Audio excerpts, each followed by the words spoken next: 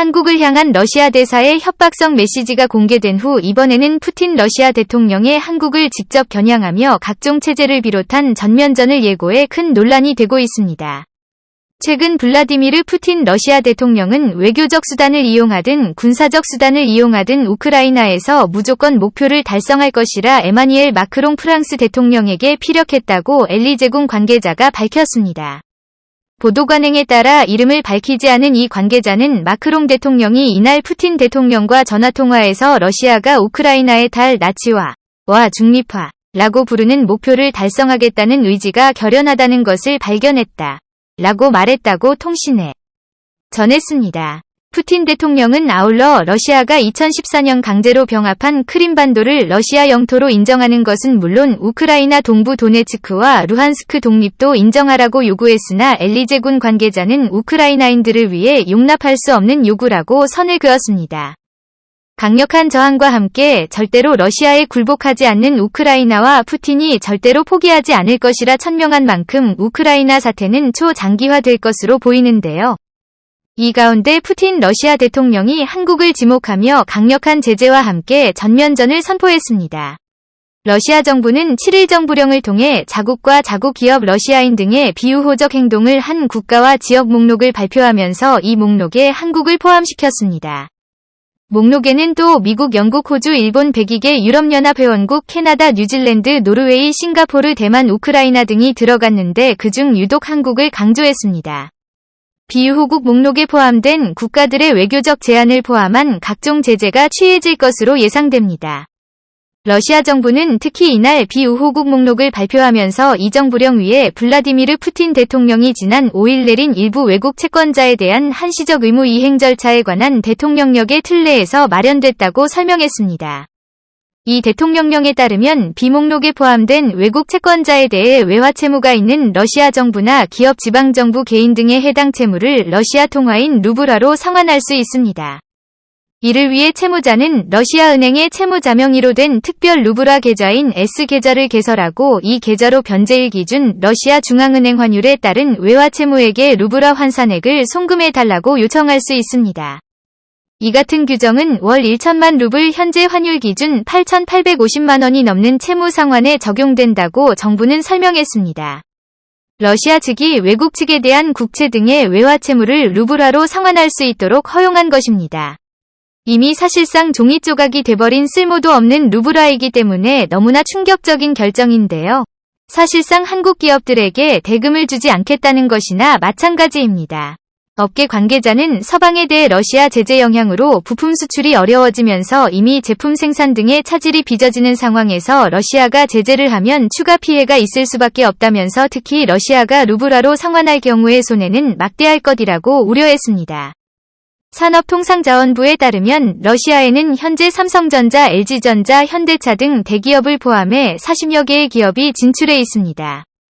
삼성전자는 모스크바 인근 칼르가 지역 공장에서 TV를, LG전자는 모스크바 외곽 루저 지역 공장에서 가전과 TV를 각각 생산 중입니다.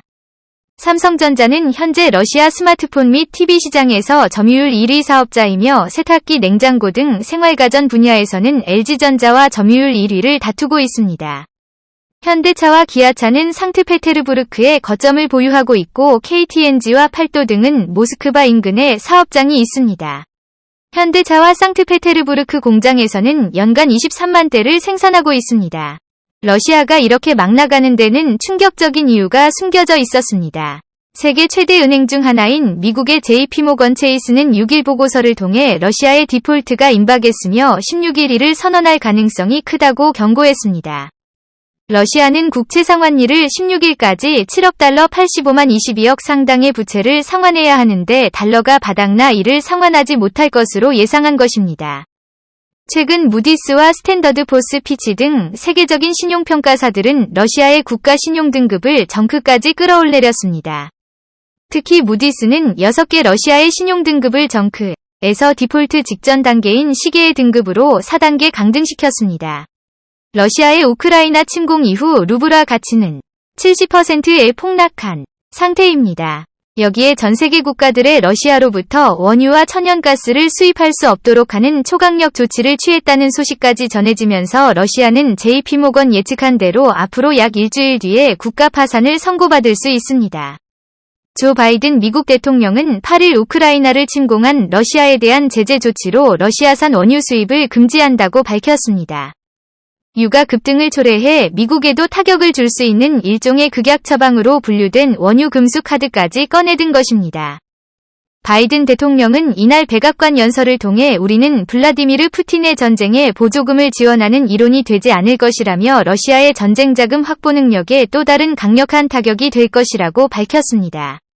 그는 푸틴은 어떤 대가를 치르더라도 살인의 길을 계속하기로 결심한 것 같다며 우크라이나는 결코 푸틴의 승리가 될 수 없다.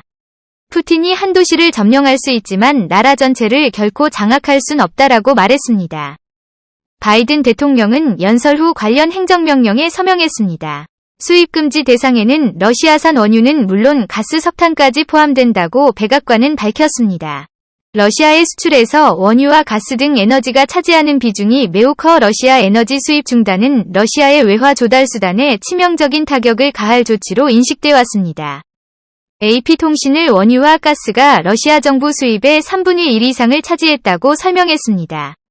또 외국 기업이 러시아에서 에너지 생산을 위해 투자하는 데 있어 미국인의 자금을 대는 것도 금지된다는 설명입니다. 뿐만 아니라 러시아는 지금부터 모든 세계 채권 지수에서 퇴출당하기 때문에 더 이상 돈을 빌릴 수도 없습니다. 수출이 막히면 돈을 벌지 못하는데 빌릴 수조차 없게 되기 때문에 국가 파산이 확정적입니다. 자, 그런데 이렇게 극단적인 상황으로 내몰린 러시아가 이상하게도 한국에 대한 도발 수위를 계속해서 높이고 있습니다. 한국의 초강력 제재와 함께 전면전을 선포한 데 이어 이번에는 우주 인터넷용 위성을 싣고 발사될 예정이었던 소유주 로켓에서 한국의 태극기를 지워버렸습니다. 너무나 충격적인데요. 한국과의 영국이 미국과 함께 러시아의 강력한 제재를 시작하자 한국과 영국의 지분이 인대요 원 앱을 노린 것입니다.